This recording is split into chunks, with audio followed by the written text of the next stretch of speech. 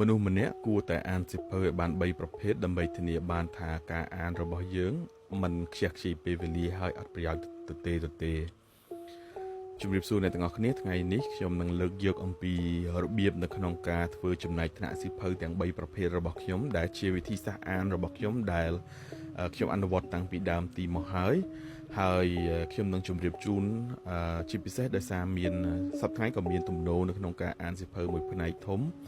ហើយខ្ញុំរីករាយនៅពេលដែលខ្ញុំផុសវីដេអូអំពីសៀវភៅទៅមានអ្នកសួររកទិញថាសៀវភៅនៅណាតែពិតខ្ញុំមិនមែនជាអ្នកលក់សៀវភៅទេប៉ុន្តែ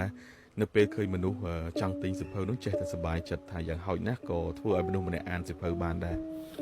ប៉ុន្តែនៅពេលដែលការអានមិនមែនសុទ្ធតែជារឿងល្អទេនេះជាពាក្យសម្ដីចេញពីមាត់ខ្ញុំអ្នកចូលចិត្តអានទៅដើម្បីឲ្យការអានមានប្រសិទ្ធភាពនិងមិនខ្ជះខ្ជាយពេលវេលាយើងត្រូវធ្វើចំណែកថ្នាក់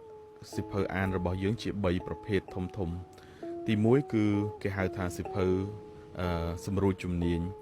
ខ្ញុំហៅថាសៀវភៅសម្រួលជំនាញដោយសារតែវាផ្ដោតទៅលើសៀវភៅបច្ចេកទេសផ្សេងដែលប្រើប្រាស់នៅក្នុងវិស័យដែលយើងធ្វើការផ្ទាល់ឧបមាដូចជាអ្នកធ្វើការផ្នែករដ្ឋបាលគាត់ត្រូវទៅអានសៀវភៅតាក់ទងជាមួយនឹងឧបមាថារដ្ឋបាលការិយាល័យតាក់ទងជាមួយនឹងការរៀបចំឯកសារការគ្រប់គ្រងការិយាល័យឬពិធីការជាដើមហើយអ្នកដែលធ្វើការឬក៏ជាអ្នករកស៊ីក៏ត្រូវអានតាក់ទងជាមួយនឹងរបៀបនៅក្នុងការលក់តាក់ទងជាមួយនឹងការសង្កេតទីផ្សារអីដែលវាពាក់ព័ន្ធជាមួយជំនាញផ្ទាល់និងអាជីពផ្ទាល់ដែលគាត់កំពុងតែប្រកបប្រចាំថ្ងៃនោះសៀវភៅទាំងអស់នេះមានសារៈសំខាន់ខ្លាំងមែនទែនដោយសារតែវាពាក់ព័ន្ធដល់ការអភិវឌ្ឍជំនាញដើម្បីរកចំណូលនិងជួយជីវភាពរបស់យើងហើយជាពិសេសទៅទៀតនោះគឺវាធ្វើឲ្យយើងអាចអភិវឌ្ឍខ្លួនបានជាក់ស្ដែងមិនមែនត្រឹមតែការសម័យនោះទេគឺយើងយកវាមកអនុវត្តនៅលើអាជីពផ្ទាល់សកម្មភាពផ្ទាល់របស់យើងប្រភេទទី2ខ្ញុំហៅថាជាសៀវភៅអភិវឌ្ឍខ្លួនសៀវភៅអភិវឌ្ឍខ្លួនវាជាសៀវភៅប្រភេទខ្ញុំរាប់ថាជាសៀវភៅបណ្ដុះគំនិតសៀវភៅលើកទឹកចិត្តសៀវភៅវប្បធម៌ទូទៅសៀវភៅប្រវត្តិសាស្ត្រចំណេះដឹងផ្សេងដែលមិនតាក់ទងជាមួយនឹងជំនាញប្រចាំឬក៏ជំនាញគោលរបស់យើងទេក៏ប៉ុន្តែប្រកាសណាស់យើងមិនអាចដឹងត្រឹមតែអ្វីដែលយើងធ្វើនោះទេយើងក៏ត្រូវមានចំណេះដឹងខ្លះដែរទោះបីមិនមែនជាជំនាញប៉ុន្តែយើងអាចយល់ដឹងអំពីប្រវត្តិសាស្ត្រយើងអាចយល់ដឹងអំពីនយោបាយយើងអាចយល់ដឹងអំពីការរស់នៅរបស់ប្រជាជនអីផ្សេងទៀតការលើកទឹកចិត្តការអីប៉ុន្តែសូមចាំថាសៀវភៅប្រភេទនេះគឺស្ថិតនៅក្នុងលំដាប់ទី2នៅក្នុងការអានបានន័យថាយើងត្រូវដាក់អាទិភាពទី1ទៅលើសៀវភៅជំនាញដែលយើងកំពុងប្រកបអាជីពការងារឬកំពុងសិក្សានៅលើផ្នែកនេះផ្ទាល់នៅពេលដែលយើងបានដាក់អាទិភាពទៅលើសៀវភៅសម្រួលជំនាញទី1ដែលខ្ញុំបានអានហើយបានន័យថាយើងឲ្យពេលវេលានិងការចំណាយរបស់យើងម្ដុំ50ទៅ60%យ៉ាងតិចទៅលើសៀវភៅសម្រួលជំនាញទាំងអស់នោះសេសសល់ពីនោះទើបយើង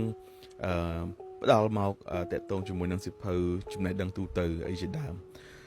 ការដែលខ្ញុំលើកឡើងទៅថងចំណុចនេះគឺដោយសារតែបច្ចុប្បន្នមានការយល់ច្រឡំថាដោយការដាក់សៀវភៅអភិវឌ្ឍខ្លួននេះទៅជាសៀវភៅចម្បងនៅក្នុងការអានមានន័យថាវិស័យដែលខ្លួនកំពុងធ្វើការជំនាញដែលខ្លួនកំពុងរៀនសូត្រនោះអត់ពង្រឹងទេបែរជាមកពង្រឹងចំណេះដឹងទូទៅវប្បធម៌ទូទៅការលើកទឹកចិត្តអីនឹងទៅវិញដែលពេលខ្លះវាអាចនឹងខ្លាចទៅជារឿងខ្ជះខ្ជាយពេលវេលាពីព្រោះខ្ញុំក៏ជាអតីតក្មេងចូលចិត្តអានសៀវភៅអស់នោះច្រើនដែរប៉ុន្តែនៅពេលដល់វ័យមួយដែលយើងមានអាជីពការងារច្បាស់លាស់មានមុខជំនាញជាក់លាក់យើងនឹងចាប់ផ្ដើមយល់ថាតាមពិតសៀវភៅអស់នោះជាសៀវភៅបន្ទាប់ពីសៀវភៅសម្រួលជំនាញទៅទើបយើងឲ្យអាទិភាពវាលំដាប់ទី2លំដាប់ទី3ចុងក្រោយគឺជាសៀវភៅសម្រាប់កម្សាន្តសម្រាប់កំសាន្តមានណាសៀវភៅប្រឡោមលោកមានសៀវភៅរឿងនិទានមានសៀវភៅចំណេះដឹងដែលអាចថាជាប្រភេទសបាយឬក៏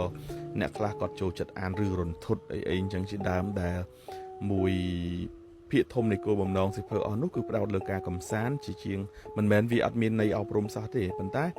ខ្ញុំជឿថាអ្នកអានប្រកាសជាដឹងថាសៀវភៅទាំងអស់នោះមួយណាដែលផ្ដោតលើការកំសាន្តច្រើនជាងមែនទេបាទ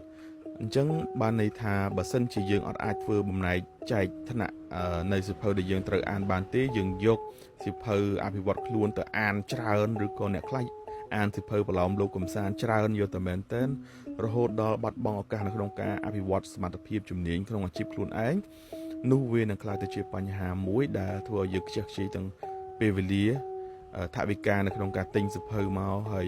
យកមកគោទុកប៉ុន្តែយើងអត់អាចទៅរីកចម្រើនខ្លួនឯងបានប្រហែលទេបងប្អូនខ្លះពេលខ្លះខ្ញុំណែនាំទៅក៏មានការមិនពេញចិត្តដែរដោយសារពួកគាត់ចូលចិត្តអានប្រឡំលោកខ្ញុំតែងតែជម្រាបថាបើសិនជាមានបំណងខ្លាយទៅជាអ្នកនិពន្ធអានចោះអានដល់មួយទៀតក៏កាន់តែល្អដែរប៉ុន្តែបើគ្រាន់តែជាការអានកំសាន្តទេសូមកុំដាក់ពេលវេលាច្រើនមិនមែនមិនឲ្យអានទេខ្ញុំនៅតែជម្រាបថាកុំឲ្យពេលវេលាវាទាំងស្រុងរហូតដល់ 70% ឬ 80% នៃពេលវេលារបស់យើងទៅរកការកំសាន្តរហូតនោះ